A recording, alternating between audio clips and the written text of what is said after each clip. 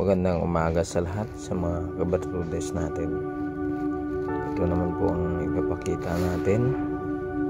Ito po ay isang bato na gawa ng kalikasan.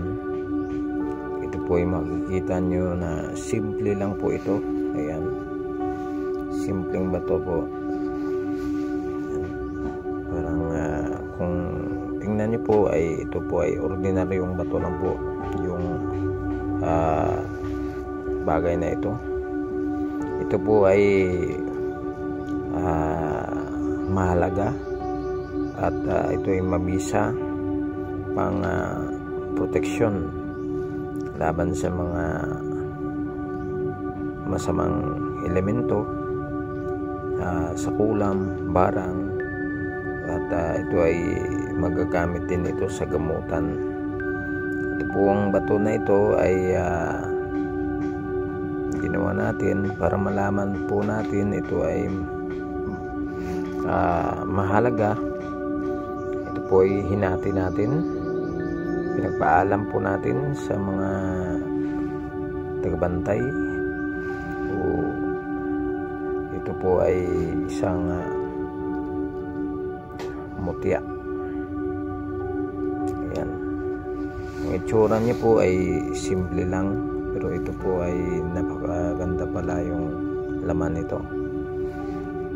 Ayan po. Tingnan niyo po.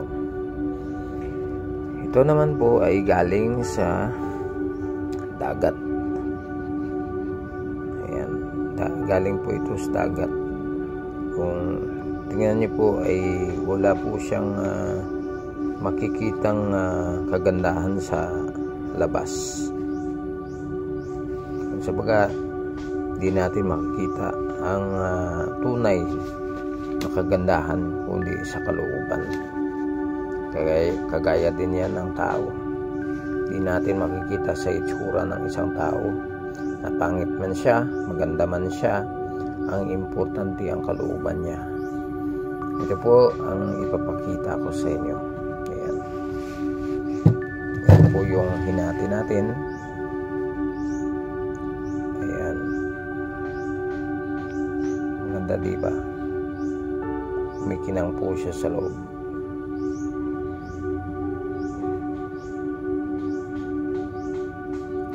Ito po ay gawa ng kalikasan. Napakaganda. Ito po ay ginagamit sa healing, sa gamutan.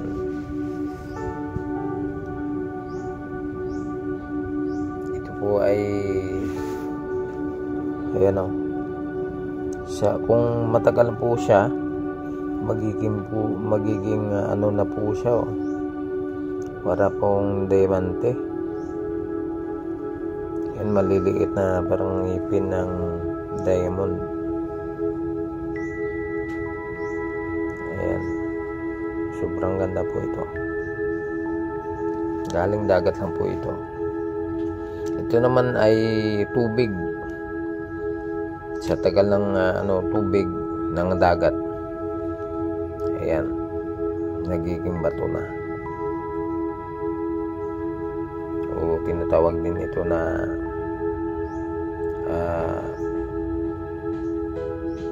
tawag dito yung fossilize. Ayan, super ganda talaga. Ayan, kung tingnan nyo, hindi makikita yung sa kalalabasan na anyo, kundi sa kalooban. Sa loob ng mga bato na ito ay meron po siyang brilliant.